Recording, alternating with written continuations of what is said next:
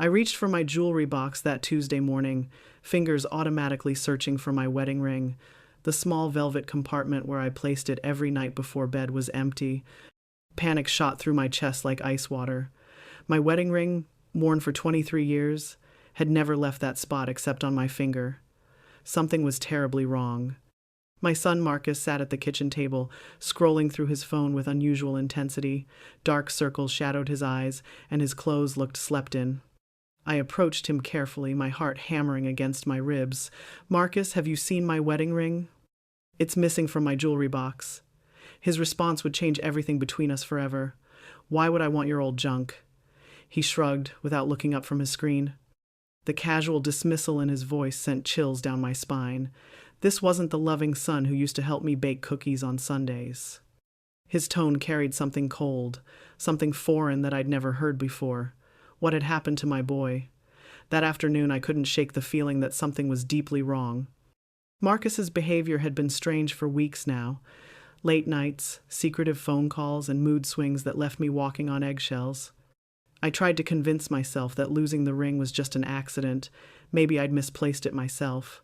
But Mother's intuition screamed otherwise. Thursday arrived with no sign of my ring anywhere in the house.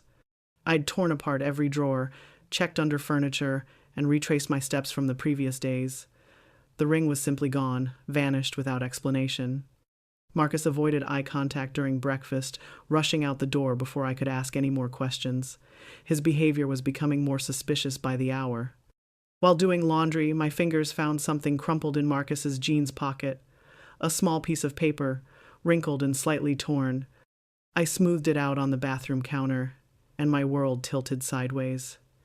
It was a pawn shop, receipt dated 2 days ago. The description listed 1 gold wedding band with diamond accents. My exact ring. My hands trembled as I read the receipt again and again. $28. That's all my precious wedding ring was worth to him. The ring my husband David had saved for months to buy, the ring that symbolized our love and commitment. Marcus had sold it for less than the cost of a nice dinner. Betrayal burned in my throat like acid. Confronting him felt like preparing for war. I waited by the front door when he came home that evening, the receipt clutched in my shaking hands. Marcus walked in with that same casual attitude, tossing his backpack on the floor. He froze when he saw my face, and for a split second, genuine fear flashed in his eyes. The truth was about to explode. "Why did you steal from me?" The words came out stronger than I felt inside. Marcus's face shifted through several emotions before settling on defiance. He didn't deny it, didn't try to explain or apologize. Instead, something dangerous flickered in his expression. The boy I'd raised was looking at me like I was his enemy, not his mother who'd sacrificed everything for him. Without warning, his hand flew across my face in a sharp, stinging slap. The sound echoed through our small living room like a gunshot. Stars exploded behind my eyelids as my cheek burned with pain and shock. My own son had just hit me. 20 years of love, nurturing, and sacrifice had led to this moment of ultimate betrayal and violence. "You don't know who I really am," he hissed through clenched teeth. His eyes were wild but not ashamed. If anything, he looked almost proud of what he'd done. This wasn't my Marcus anymore. This was a stranger wearing my son's face, someone capable of violence and cruelty I'd never imagined possible. Who was this person standing in my living room? Marcus stormed out, slamming the door so hard the windows rattled. I stood frozen, one hand pressed to my burning cheek, tears streaming down my face. The sting of his slap was nothing compared to the agony in my heart. How had I failed so completely as a mother? Where had my sweet little boy gone? After an hour of crying, rage replaced my grief. I marched upstairs to Marcus's bedroom, determined to find answers. If my son was living a secret life, I needed to know how deep this deception went. His room smelled stale, like cigarettes and something else I couldn't identify. Empty energy drink cans littered his desk, along with strange paraphernalia I didn't recognize. Under his mattress, my searching hands found a thick envelope stuffed with cash, $100 bills bundled together with rubber bands. More money than Marcus should have had from any legitimate source. My heart pounded as I discovered a second phone hidden behind his dresser. This wasn't typical teenage rebellion. This was something much more dangerous and organized. The burner phone contained dozens of text messages with numbers instead of names. cryptic conversations about drops, packages, and amounts of money that made my blood run cold. Marcus wasn't just stealing from me, he was involved in something that could destroy his entire future. The messages painted a picture of drug deals and dangerous associates. Scribbled notes fell from between his mattresses like confessions, names, addresses, and what looked like debts or payment schedules, amounts ranging from hundreds to thousands of dollars. My son owed money to people whose names appeared repeatedly with threatening undertones. He was in deeper trouble than I'd ever imagined possible. This explained everything about his recent behavior. One message thread made my stomach drop. "You're 3 days late, boss isn't happy. Pay up or face consequences." Another person had written, "Your mom's ring better not be the only thing you bring us. We need more." They knew about my ring. They'd probably demanded he steal it from me. Marcus was trapped in something far beyond his control. More digging revealed a notebook filled with addresses throughout our neighborhood. Next to each address were notes about schedules, security systems, and valuable items inside. Marcus had been casing our neighbors' homes, planning burglaries like a professional criminal. The kind, helpful neighbors who'd watched him grow up were now his targets. My son had become a predator. Bank statements showed cash deposits that didn't match any job Marcus claimed to have. Hundreds of dollars appearing and disappearing in patterns that suggested drug money. He'd been lying about working at the grocery store for months. Instead, he'd been running drugs for people who now owned him. The slap across my face suddenly made perfect sense. 3 days passed without Marcus coming home. His phone went straight to voicemail, and none of his old friends had seen him. I called the police, but they said 18-year-olds often disappear for days. They didn't understand that my son was involved with dangerous people. I felt helpless, waiting for something terrible to happen to my only child. That's when the first threatening call came. A deep voice I didn't recognize demanded to speak with Marcus. When I said he wasn't home, the man's tone turned menacing. "Tell that little punk he owes us $5,000. We're done waiting. Either he pays by Friday, or we collect from his family." The line went dead, leaving me terrified and alone. Friday morning brought 2 more calls from different numbers. Each voice was more threatening than the last. They knew my address, my work schedule, even my car license plate number. Marcus had apparently given them detailed information about me as collateral for his debts. I was now trapped in his dangerous world, whether I wanted to be or not. Before I continue, I'd love to know where you're reading from and what time at Island. Let me know in the comments. Saturday night, I sat by my window watching every car that passed. Sleep was impossible when dangerous strangers might appear at any moment. My wedding ring was gone, my son was missing, and violent criminals had my phone number. The peaceful life I'd built as a single mother had crumbled in less than a week. Sunday brought Marcus home, but he looked terrible. His clothes were dirty, his face was bruised, and he moved like someone who'd been hurt badly. He slumped into our kitchen without making eye contact. When I tried to speak, he held up his hand. "Don't say anything, Mom. You don't want to know what's happening to me right now." The silence between us felt heavier than words. I could see fresh cuts on his knuckles and what looked like cigarette burns on his arms. Someone had been teaching my son painful lessons about unpaid debts. The people he owed money to weren't playing games anymore. Marcus was learning the hard way that crime always comes with consequences no one expects. "They want the money by tomorrow," he finally whispered. "All of it. $5,000 or they're coming here." His voice cracked with fear and exhaustion. The tough guy act from earlier was completely gone.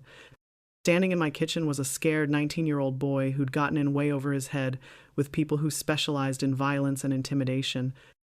I wanted to comfort him, to hold my son like I had when he was little and afraid. But the memory of his slap across my face stopped me cold. This wasn't a skinned knee or a broken toy. Marcus had chosen this path deliberately, stealing from me and everyone else in his life. Now the consequences were catching up with both of us. "Where am I supposed to get $5,000? I asked, though part of me already knew the answer. Marcus looked at me with desperate eyes, the same expression he'd worn as a child when asking for something he knew he couldn't have. He was going to ask me to sacrifice everything to save him from his own choices. "You could take out a loan against the house," he suggested quietly. "Or borrow from Uncle Robert. These people aren't joking around, Mom.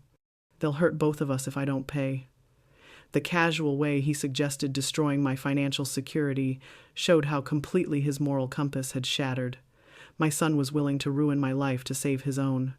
That night I called my brother Robert, explaining the situation through tears and shame. Robert listened quietly before delivering harsh truth. "Sarah, if you pay these people once, they'll never stop demanding money. Marcus needs to face the consequences of his choices. You can't save him from himself by enabling his criminal behavior." Robert's words stung because they were true. I'd been making excuses for Marcus's behavior for months, blaming his father's death, his struggling grades, his choice of friends. But the truth was simpler and more painful. My son had become a criminal, and I'd been too blind to see it until he stole from me. Monday morning arrived with more threatening phone calls. The voices were getting angrier, more specific about what they planned to do. They described exactly how they'd hurt Marcus, then explained what they'd do to me if he ran away. These weren't empty threats from teenagers. These were adults who'd built successful criminal enterprises through fear and violence. I spent the day at work trying to act normal while my world collapsed around me. Colleagues asked if I was feeling well, noticing my pale complexion and shaking hands. "How do you explain that your son has become a stranger who slaps you and steals your most precious possessions? How do you admit such complete failure as a parent?" That evening, Marcus paced our living room like a caged animal.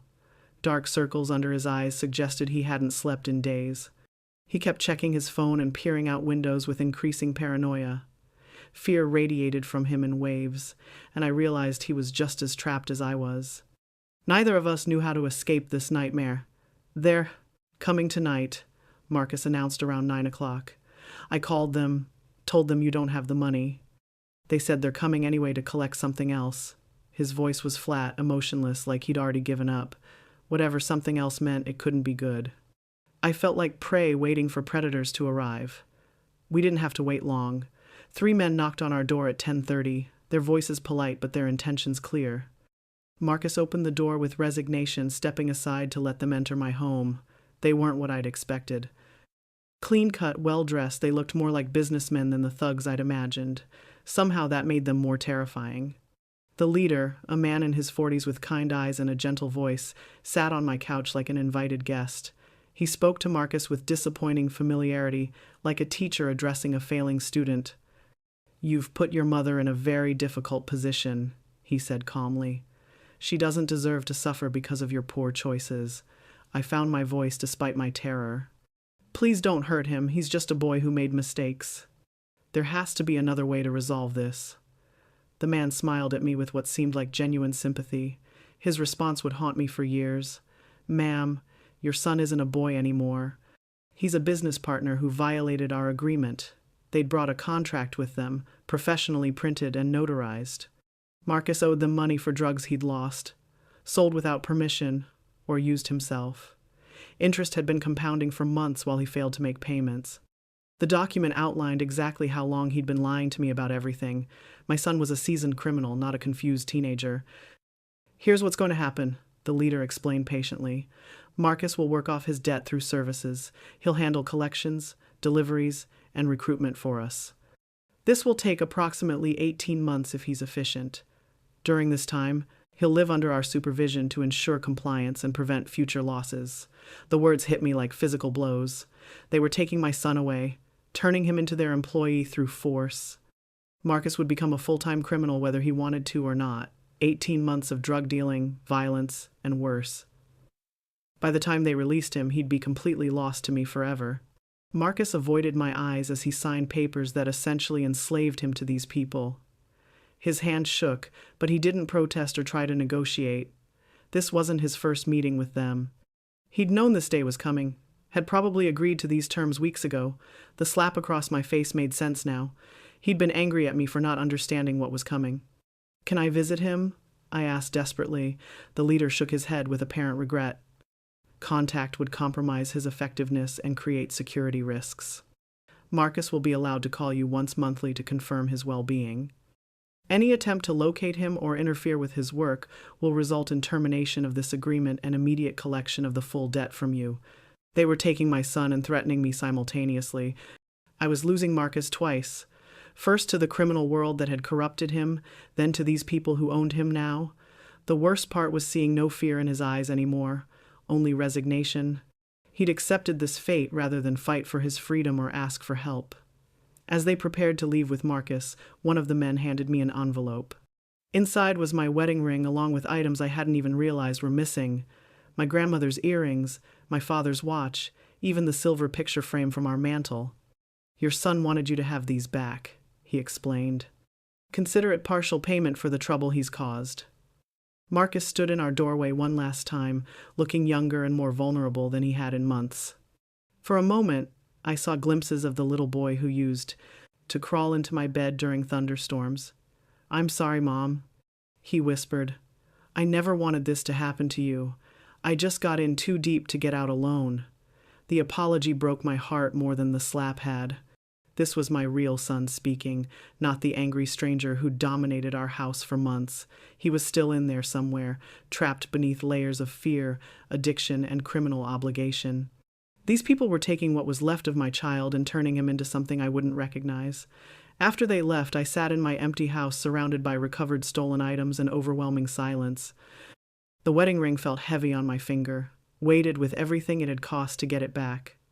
Marcus was gone, possibly forever, and I was alone with the knowledge that I'd failed him completely as a mother. Days turned into weeks without any word from Marcus. The monthly phone call he'd been promised never came. I contacted the police again, but they said my 18-year-old son had left voluntarily and wasn't technically missing. They didn't understand that he'd been taken by criminals who now controlled every aspect of his life and future. I hired a private investigator named Patricia Chen who specialized in cases involving organized crime. She listened to my story with professional sympathy before explaining harsh realities. These operations move people frequently to prevent exactly what you're trying to do. Your son could be anywhere in the country by now, working under a different name. Patricia's investigation revealed how deep Marcus's involvement had been. He'd been dealing drugs at his high school for over a year, recruiting younger students as customers and runners. Teachers had noticed his expensive clothes and new electronics, but assumed his single mother had gotten a better job. Everyone had missed the signs of his criminal activity. The investigation also uncovered Marcus's addiction issues.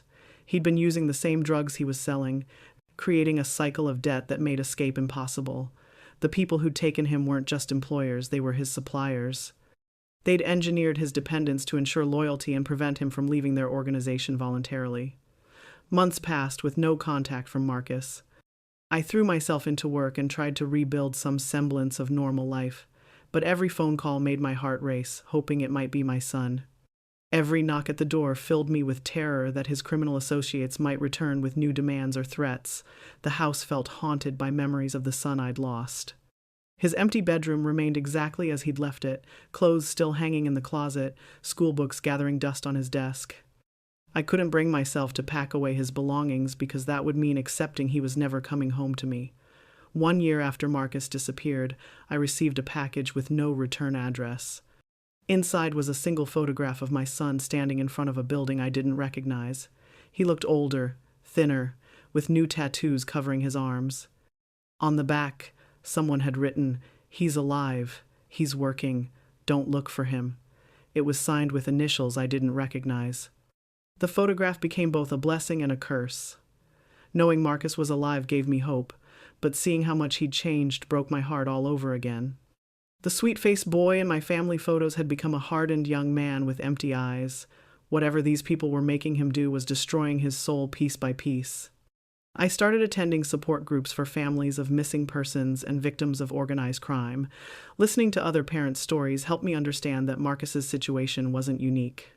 Dozens of children disappeared into criminal organizations every year, lost to drugs, violence, and exploitation. We were all carrying similar guilt and grief. Through the support group, I met Detective Rodriguez, who worked gang crimes. He reviewed Marcus's case and confirmed my worst fears. The organization that had taken him was sophisticated, violent, and virtually impossible to infiltrate. Most people who joined them either died young or spent decades as essentially slaves to the criminal enterprise. 2 years passed before I heard Marcus's voice again. The phone call came at 3 a.m, waking me from the first decent sleep I'd had in months. His voice was different, rougher, with an accent I didn't recognize. "Mom, it's me. I can't talk long, but I needed to hear your voice and tell you I'm sorry for everything." I could hear people talking in the background, and Marcus kept checking to make sure no one was listening to our conversation. He sounded scared but also exhausted, like someone who'd given up fighting against his circumstances. "Are you safe?" I asked through tears. "As safe as I can be," he replied. "But I can't come home, Mom. This is my life now." The call lasted less than 5 minutes before Marcus had to hang up abruptly. He promised to try calling again when it was safe, but I knew better than to expect regular contact. These people monitored everything their workers did, including phone calls to family members. Even this brief conversation had probably put both of us at risk. Detective Rodriguez listened to the recording I'd made of Marcus's call. His analysis was both hopeful and devastating. Marcus was probably still in the United States, but he was definitely working for a major criminal organization. The background noises suggested an urban environment, possibly near shipping or transportation infrastructure where drug operations typically functioned. I began driving to different cities on weekends, showing Marcus's photograph to people on the streets, in shelters, anywhere young people might congregate. Most people ignored me or looked away nervously. A few recognized him but warned me to stop looking before I got hurt. Everyone seemed to understand that searching for him was dangerous. 3 years into my search, Patricia Chen called with disturbing news. Her sources had confirmed that Marcus was alive but had been promoted within the criminal organization. He wasn't just a victim anymore, he'd become a willing participant in their operations. The boy I was trying to save might not want to be rescued anymore. This revelation forced me to confront painful truths about my son's character and choices. Marcus had slapped me in our living room before anyone forced him to. He'd stolen my wedding ring voluntarily, not under duress. Perhaps he'd always had the capacity for cruelty and crime, and I'd been too blind to see it. The monthly support group meetings became my lifeline as I struggled with anger, grief, and guilt. Other parents shared similar stories of children who'd chosen criminal paths despite loving homes and good opportunities. We were all trying to understand how we'd failed and whether our children could ever be saved from themselves. I started volunteering with an organization that helped teenagers escape gang involvement. Working with kids who reminded me of Marcus gave me purpose and helped process my grief. Some of these children had brothers, sisters, or friends who disappeared into criminal organizations just like my son had. We were all casualties of the same war. 5 years after losing Marcus, I finally accepted that the son I'd raised was gone forever. The man he'd become might share his name and face, but he wasn't the child I'd loved and sacrificed for. That little boy had died gradually, poisoned by drugs, violence, and choices I couldn't understand or forgive. I removed his photographs from the mantel and packed away his childhood belongings. It felt like planning a funeral for someone who was still alive, but holding on to hope was preventing me from healing and moving forward with my own life. Marcus had made his choices, and I had to live with the consequences. The house felt different without Marcus's. Ghost haunting every room, I could finally sleep without listening for his key in the door or his footsteps on the stairs. Letting go of hope felt like betraying him, but it also felt like finally breathing again after years of holding my breath waiting for him to come home. 6 years passed before I saw Marcus again. I was grocery shopping when someone tapped my shoulder in the cereal aisle. Turning around, I found myself face to face with a man I barely recognized as my son. He was heavily muscled, covered in tattoos, with scars that told stories of violence and suffering I couldn't imagine. "Hi, Mom," he said quietly. His voice was deeper, harsher, but still unmistakably Marcus. We stood there staring at each other while other shoppers moved around us, unaware they were witnessing a reunion years in the making. I felt frozen between joy at seeing him alive and terror of what he'd become. "Can we talk?" he asked, gesturing toward the parking lot. Part of me wanted to run away, to preserve the healing I'd finally achieved, but maternal love override fear and common sense. I followed my son outside, wondering if this was a mistake that would destroy the peace I'd built without him. In the parking lot, Marcus explained that he'd been living in our city for months, working for the same organization but in a management role now. He had money, power, and respect within the criminal world, but seeing me in the store had triggered memories of the person he used to be before everything went wrong. "I know you probably hate me," he said, avoiding eye contact. "I know I destroyed everything good between us, but I needed to see you one more time and tell you that none of it was your fault. You were a good mom. I just made terrible choices that I can't undo anymore. The maturity in his voice surprised me. This wasn't the angry teenager who'd slapped me 6 years ago. Marcus had grown into someone who understood consequences and accepted responsibility for his actions. But he'd also accepted a life of crime as permanent, with no possibility of redemption or escape. We talked for an hour in my car while I tried to reconcile this thoughtful man with the son who'd stolen from me and disappeared. Marcus told me about places he'd lived, jobs he'd done, and people he'd lost to violence and drugs. His stories painted a picture of constant danger and moral compromise that had shaped him into someone I didn't recognize. "Do you ever think about coming home?" I asked desperately. Marcus smiled sadly and shook his head. "This is home now, Mom. These people are my family. I've done things that mean I can't go back to being your little boy. Some choices can't be undone, no matter how much we might want them to be."